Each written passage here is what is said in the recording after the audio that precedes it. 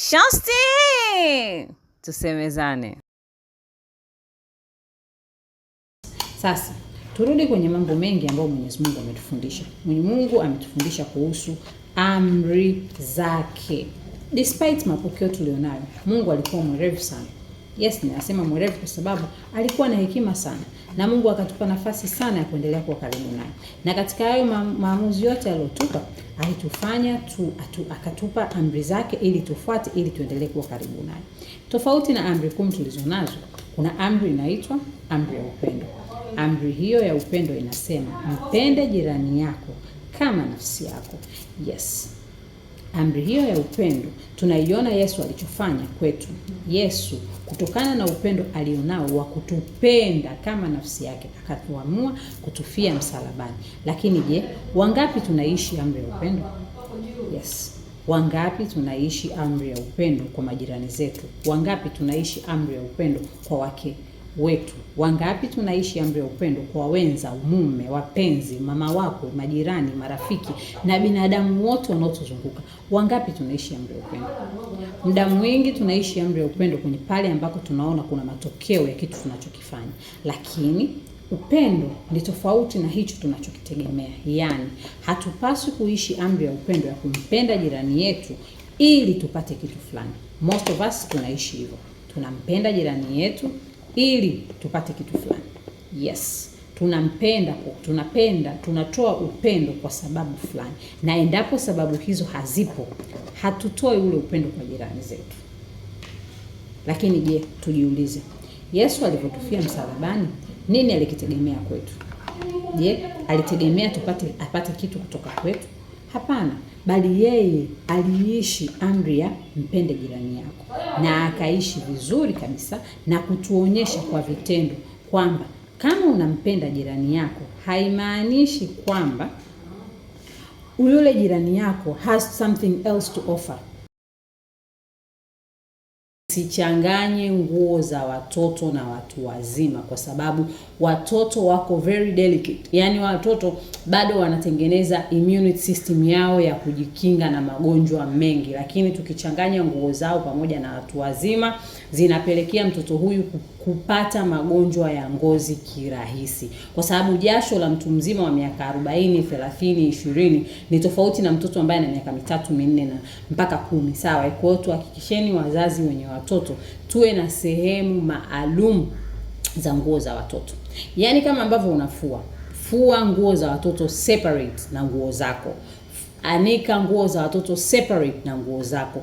Kunja nguo za watoto separate na nguo zako. Weka nguo za watoto separate na nguo zako. Hivyo hata kwenye nini? Hivyo hata kwenye kuweka nguo chafu. Kuwa na bin la watoto. Nini mfanyabiashara mwenzangu tunapaswa kufanya? Namba 1, tuachane na mikimbizano ya biashara. Sawa Kila mtu anajua uhalisia wa biashara yake. Hapo ulipo unapaswa kujua uhalisia wa biashara yako. Unapaswa kujua wateja wako ni kina nani, unapaswa kujua bidhaa gani inatoka, unapaswa kujua supplier gani na kadhalika. Usiende na trend. Umeona TikTok inakuaminisha ukiweka kipodozi hichi kitatoka, lakini je, ni kweli wateja wako watanunua? Je, ni kweli wateja wako wataendana na hizo nguo unazotaka kuweka? Je, ni kweli wateja wako? Yaani lazima ujue biashara yako inapaswa nini, inataka nini, kwa sababu la sivyo utakuwa unafanya biashara kutokana na watu walichokisema. Kwa hiyo usiwe na mikimbizano, kwa sababu mikimbizano hupelekea biashara kuingia kwenye crisis ya kukopa, kuongeza stock kwa kuaminishiwa kwamba unakihitaji kile kitu wakati hukihitaji kile kitu. Mahusiano ambayo hayana tija. Yaani hapo pia anaweza kama mahusiano ya marafiki, mahusiano ya kindugu, mahusiano ya kimapenzi, yaani mahusiano ambayo hayana tija. Yaani hayana tija kiuchumi, hayana tija kijamii, hayana tija, yani hayana tija hata kihisia. Nikisema kitu ambacho hakina tija inamaanisha ni kitu ambacho hakina maana. Kitu ambacho hakina maana ni kwamba una mahusiano ambayo labda unayagaramikia sana kuwa nayo, lakini hayo mahusiano hayana yanapokupeleka wala kukusogeza katika kitu chochote. Yaani hayo mahusiano hayakufanyi utengeneze mahusiano na watu wengine, hayo mahusiano hayakufanyi ufanye maendeleo ya vitu vingine, hayo mahusiano hayakufanyi hata basi umjue Mungu. Yaani hapo tu, yaani unamjua huyu mtu kwenye maisha yako. Huyu mtu hana faida kwako kwenye kitu chochote. Wafikie wamiliki wote wa shaving machine ambao hamjui usafi. Yaani una kifaa kichafu ili kufanya usafi. Hakikisha kifaa chako kiwe kisafi. Salamu ziwafikie wamiliki wote wa shaving machine mjini hapa ambao hamjui kuzifanyia usafi. Fanya usafi wewe. Kwa sababu kwenye Sunday school ndo msingi wa imani ya mtoto. Kwa sababu mtoto anakuwa anaenda Sunday school. Wengine wanaanza kwenda na miaka 3, wengine wanaanza kwenda na miaka 5. Mtoto anaanza kujua maana ya imani yake husika baada ya kutoka kwenye stage ya ubatizo. Kwa hiyo anakuwa anafundishwa sasa vitu, hadithi za Biblia, neno la Mungu, anaambiwa kuhusu sadaka, anaandika notes, anafanya mitihani na kadhalika. Wewe kama mzazi unapata muda wa kumfundisha mtoto wako kitu alichojifunza huko. Nikisema hivyo ni kama ambavyo akirudi nyumbani, mama, hesabu nimeshindwa, unavomsaidia vipi kuhusu Sunday school. Wazazi wengi tumepeleka watoto wetu Sunday school lakini tumewaacha. Yes, tumewaacha. Alafu hatudili nao tena. Tunawaacha tukiamini kwamba kashajua basi. Then unahisi kwamba akija kuwa mtu mzima huko ndo anapaswa kujua dini vizuri.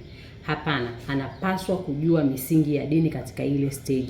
Pata wasaa wa mtoto wako kuhusu Sunday school, pata wasaa wa watoto wako kumuuliza vizuri kuhusu vitu alivyojifunza na reflection ya vile vitu alivyojifunza. La sivyo utakuwa unalea tu mtoto ambaye anaenda kanisani tu kwa sababu ya wajibu, lakini anatoka kapa. Haina impact kwenye maisha yake. Anaenda kanisani kwa sababu wazazi wanaenda naye kanisani, anaenda kanisani kwa sababu marafiki zake anaenda nao, anaenda kanisani kwa sababu kuna michezo au kuna TV na kadhalika. Anaenda kanisani for the entertainment purpose, not learning purpose. Ambayo sidhani kama lengo la Sunday school ni hivyo. Lengo la Sunday school ni kumtengeneza mtoto kiimani ili akue na kujua vitu anavyopaswa kuvijua katika umri. Shosti! Tusemezane.